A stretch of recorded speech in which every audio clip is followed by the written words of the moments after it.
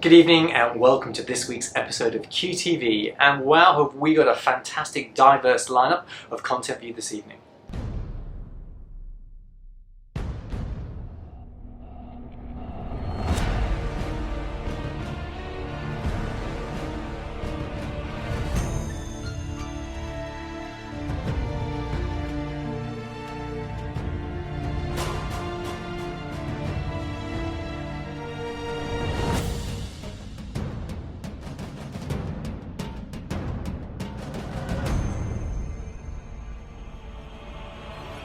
We'll be chatting with Aussie Rules women's legend Belinda Bowey, who played a record 350 games of footy.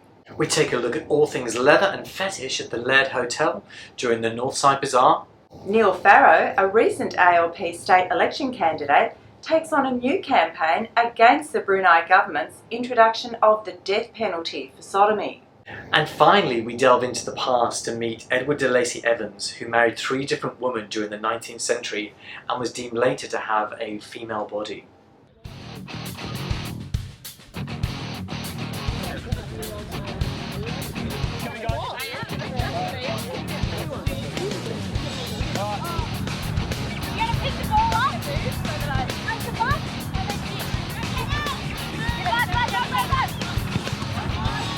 My name's Belinda Jane Bowey. I'm 44 years old, living in Melbourne, born in Victor Harbour in Adelaide, and we moved over here probably when I was about 9, and yeah, been playing footy probably ever since we arrived in Melbourne. I've got 4 brothers and a sister. I also have a twin brother, so only mum can tell us apart, they say. My brother's like 6 foot, dark skin, dark hair, and I'm not 6 foot and blonde and lighter skin, so bit of a family joke, that one. So yeah, so I've got a twin brother, and I grew up playing football with him and with Brett, my other brother. So I played junior football for St Kilda City. That was from 10 till I was 12 years old, and then from there I was told I wasn't allowed to play anymore because I was obviously developing as a female, and the rules were you weren't allowed to play. So I probably spent 5 years not playing football, but obviously still helping out the team that my twin brother was playing for, Matthew. From there, St Kilda City then started a women's team, and that same junior coach from when I was playing at under 12s rang up and said, look, we're starting a women's team, do you want to play? And I was like, absolutely, couldn't get down there fast enough. And so I probably played there, I couldn't tell you, maybe 18, 20 years, and then went and coached at another team at Keysborough for a couple of years and played with them, and then went back to St Kilda. I guess I played all my milestone games at St Kilda. So I played my 100, or 50, 100, 150, 200, 250, 300, and last year I played my 350th. And I currently still hold the most games played in the league.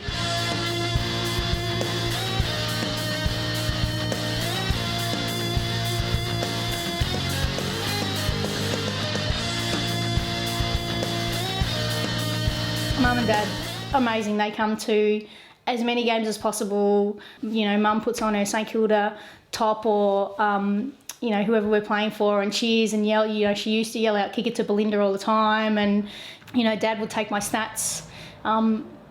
He took my stats for a long time and wasn't afraid to say, you had a bit of a shocker today. But then you're running past to take the handball, and you don't have to turn around. You're not getting it here if you're going that way. I never thought I was, but I never thought I wasn't when I was growing up. And probably once I started football and there was a lot more, gay women playing football, that it was kind of brought to my attention a little bit more. When we were playing years and years ago, all the teams hung out together. Pretty much we all went to the same gay nightclub. And, I was just there one night and I met someone from another team, and we just started talking, spent the night talking, and then I woke up the next morning and went, I have to get her phone number. So I rang someone to find it out, and then they told everyone, Lacey wants this person's number. I'm like, oh, great. So yeah, it went from there. I think there was kind of a time when it was more, could you be straight in football rather than if you could be, out at football. And now there's definitely a mixture of gay and straight women playing football, which is fantastic. I think it's great. Husbands and kids come down to watch games, and, I think it's great. Any women playing football is fantastic. I didn't actually tell my family. They found out. And, you know, I guess in hindsight, I probably should have. Now I think it's more openly accepted and people just want you to be happy. They don't care, you know, if you're gay or straight or bi or whatever. They just, as long as you're happy and you're looking after yourself and you're okay, then that's great. I kind of forget how long I have been playing. Like it's, you know, I run into people all the time and I might be at a football game or something and my partner hates it for the fact that we can't walk. We played at Marvel Stadium a couple of weeks ago, which was another amazing opportunity. And, you know, we'd walk 5 steps and I'd run into someone that I'd known that I'd played with or played against. And, you know, so, and then we'd take another couple of steps and I'd run into someone else. And it was kind of like, it's just this big community of women's football that's in Melbourne that's amazing. And you just, it's hard to believe that I've been playing so long, but I wouldn't have it any other way. I've always been number 18. Football's a chance to just go out and, I'm getting quite emotional, to just kind of go out and forget about the world. I can't believe I'm getting so emotional. And just kind of do what you love. Just play footy and forget everything that's going on and just get the football and be with your teammates and have fun and win games and lose games and sing the song and, you know, be covered in mud and it's just a way to just release all the crap that's going on in your life, you know, and just enjoy yourself. Just completely forget about any other troubles in your day or in the world or whatever's going on. It's just a massive release of energy. It's fantastic. It's amazing. And now I also play for the Melbourne Lions Masters team, so that's an over 35s team. And it's a great chance to keep playing because last year I was thinking, you know, I think I'm ready to hang up the boots and stop playing. And then Masters came along and I just had a friend ask me if I wanted to fill in for this team and I was like, oh yeah, sure, no worries. And now I can play another 5-10 years easy. We were at cricket training one day and someone went to say Bindi and Bowser, which is Bowey, Bowser, went to say Bindi and Bowser at the same time and blouse came out and, you know, when you kind of mix 2 words together and everyone laughed and cracked up and all the rest and I'm like, okay. And so I said to her in the car on the way home, I said, look, I don't like blouse. She goes, fine then, we'll call you Shirt. And Kerry Saunders is one of those people that can make anything stick to you, so I was just like, blouse is fine. And it's seriously stuck for, you know, I've probably had it for 25 years and yes, my nickname is Blouse. Like I was saying on the phone the other day, I'm very proud of all the women playing, but I'm also extremely jealous of all these women playing. So yeah, I would like to think that I would be playing if I was 25 years younger, but I'm not. So I just have to, you know, point out all the players that I've played with and just be proud of them. All my games that I've played is because of Lynn, because she was brave enough to actually put that ad out and say, let's get a women's competition going, because why shouldn't we play football, you know? There's no reason why we can't, and really I have Lynn to thank for the fact that she was brave enough to do that, and all of us now get to play the game we love. Women's football's here and it's been here a long time and the talent and just the skills of these women are amazing.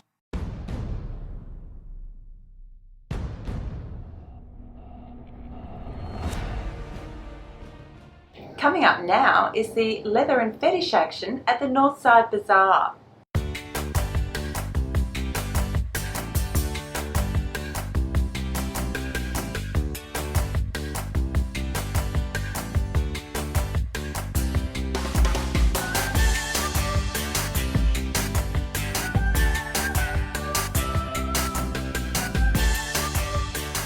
Oh, hi, I'm Adam Pharoah, the Vice President of Vic Fairs. We're really pleased to be here supporting Thorn Harbour Health and Joy FM in their fundraising campaign. We're running the hamburger and sausage barbecue.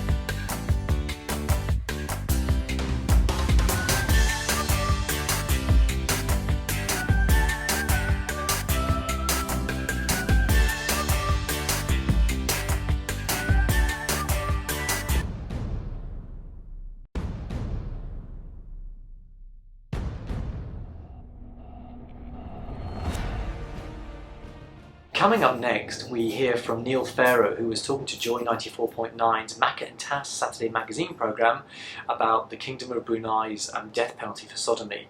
And after that, we take a lighter look at our moment in history where we look at Edward de Lacy Evans, who married 3 times. In the shadow of darkness, a one-page piece of material had been released, and effectively it said that the Sharia law in Brunei is now coming into effect. Brunei is the first country in our region to implement the death penalty. While there are provinces in Indonesia, so for instance Aceh has it, this is the first country in our region that has implemented the death penalty for LGBTI. Often when sodomy laws apply, they only apply to gay men. In Brunei it actually applies to lesbian women as well. So the punishment for lesbian sex in Brunei is 40 lashes or up to 10 years imprisonment. This is not just an issue for the LGBTI community. You know, single mothers could potentially be arrested on arrival in Brunei. This is a pretty substantial risk. 2 consenting adults in a de facto relationship cuddling on an aeroplane could potentially be arrested in Brunei because they're not married. The New Daily actually did a story on this and had a map of the world that showed by colour gradient where nations sat across the globe. And in a sense what they showed was that there is a clear divide between what we call the Western world, Europe, America, Australia, and sort of Africa, Asia and the Middle East, spanning into Russia and China. There's 11 countries where homosexuality has the death penalty. There's another 53 where there's imprisonment. Brunei becomes the 12th country with the death penalty. Yeah. Brunei is not the only country. No. But it's the only country with the death penalty for gays that flies into Australia. So what are the consequences for aeroplanes that are toing and froing from Australia? And while everyone was starting to after hotels, which is an obvious economic impact, not many people realise that the moment you leave Australian airspace on a plane that is flagged for Brunei, you're subject to Brunei laws the plane, which is a big, big concern, not just to the LGBTI community with these reforms, but, you know, single mothers, people who aren't in wedlock who show affection on the plane. But hang on, Neil, how many planes actually go to Brunei? So we have daily flights out of Melbourne that fly to Brunei on Royal Brunei Airlines, and as of June this year, there's 4 weekly flights that are scheduled out of Brisbane as well from Royal Brunei Airlines. So why do people go to Brunei? It's a cheap, short route to London. Yes. So Royal Brunei Airlines often offers very cheap fares to London, and you can connect via Brunei to get through to London. Okay, so there's your first problem, isn't there? And a lot of people perhaps don't realise, this is the important factor, is once you leave Australian airspace, you're actually on Brunei territory. But there's your problem, Macca. Most people get online and search for the cheapest flight, don't they? I think a lot of people choose based on favourite airlines or airline alliances, but Royal Brunei Airlines is often one of the cheapest routes to London, even though they don't serve alcohol on board. And I think this is just a next edition of that. So about last week I set up a petition on megaphone.com. We're sitting just under 20,000 odd signatories at the moment. We've had some donations of money to try and do some advertising and focusing on the Federal Minister for Transport, who's within his remit to rescind their air access rights to Australia today. The Foreign Minister has actually made representations to the Brunei government. Just remember, Brunei is a country of about 450,000 people. It's an absolute monarchy, right?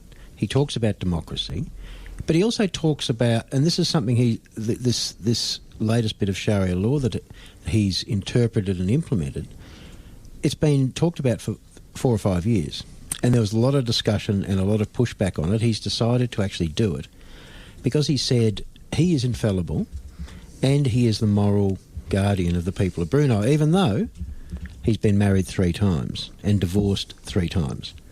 And his brother has a cruising boat called Tits, and his neighbour and the tenders on the boat are called Nipple 1 and Nipple 2, and is well known around the world for quite substantive partying. All of the laws that have applied to Brunei don't apply to the royal family, so the royal family is exempt from all of the laws. The upside is, since a week ago, as I said, 19,000 signatories and continuing to grow. We've actually had 3 or 4 major wins, and it would be really great for everybody here to send some love to the organisations that have delivered wins and put the pressure on those who haven't. So, who are they? STA Travel Worldwide has announced that they will no longer be selling Royal Brunei Airline fares at all anywhere, which is a huge win. in. And a big thank you to STA Travel for really sticking with the community.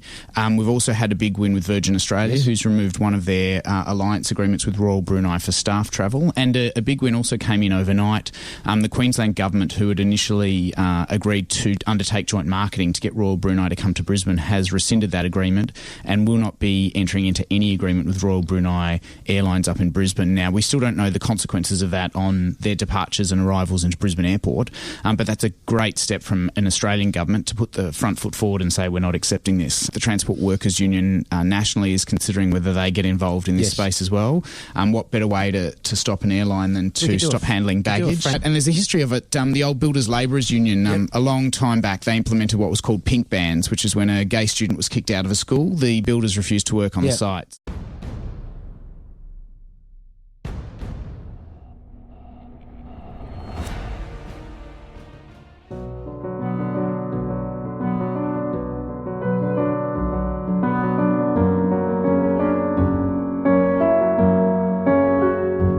In 1877, Edward de Lacey Evans' family was starting to worry about him. He was behaving very oddly. Eventually, his brother-in-law took him into Bendigo Hospital, and they sent him down to what was then called Kew Lunatic Asylum. Today, it's Willsmere. When, at the asylum, they tried to undress him and to clean him up, he resisted furiously, and in the course of the struggle, they discovered that, in fact, Edward de Lacey Evans had a woman's body. The story was leaked to the press, where it became an immediate sensation. And from this point on, the life of Edward de Lacey Evans unfolded in the full glare of publicity. Edward de Lacey Evans arrived in Melbourne from Ireland in 1856 as a female immigrant by the name of Ellen Tremay. She was remembered on the ship as being a bit wild, as grabbing at women, of dressing strangely, as telling anyone who would listen that she was really a man. Upon arrival, she entered, as many women did, into domestic service, in this case for a married couple up in Melton. When the husband was away, Tremay was asked to share the wife's bed for company, it was said. In itself, this was not all that unusual, but the husband saw something in it, and he horsewhipped Tremay and drove her out of town. Soon after this episode in Melton, Ellen Tremay adopted male clothes and a male persona, taking the name Edward de Lacey Evans. He had a winning way with women. He was in fact married 3 times. The first time was to Mary Delahunty at St Francis Catholic Church in Melbourne. Delahunty was a fellow passenger of Tremay on board the ship that brought them to Australia, and certainly knew that Edward de Lacey Evans was in fact Ellen Tremay. They were married for some years, and then they separated. There was a second marriage to Sarah Moore, but she died not too long after. The third marriage was to a woman, Julia Marquand, with whom Evans had a child, a little baby girl. We might think that this was perhaps some sort of miracle, but in fact it was simply the case that Marquand had been unfaithful. She later sued the presumed father of her child for maintenance. After the exposure episode, Edward reverted to women's clothes, worked for a while in Carnival as a kind of freak show, such was her fame, and died in 1901. It took us, until recently, for our community to get same-sex marriage. Edward de Lacey Evans didn't wait. He did it in the 19th century, not once, but 3 times. 3 times. Amazing. Fantastic opportunity and well played. I know, absolutely. Life's not a rehearsal, Tess. That's a wrap from us. We hope you enjoyed the show. Tonight we heard from Belinda Bowey, Aussie rules legend. Then we saw all the fetish and leather action at the Northside Bazaar. And finally, we heard from Neil Pharoah on Joy 94.9's Saturday Magazine. That's it for us. Bye for now. Good night.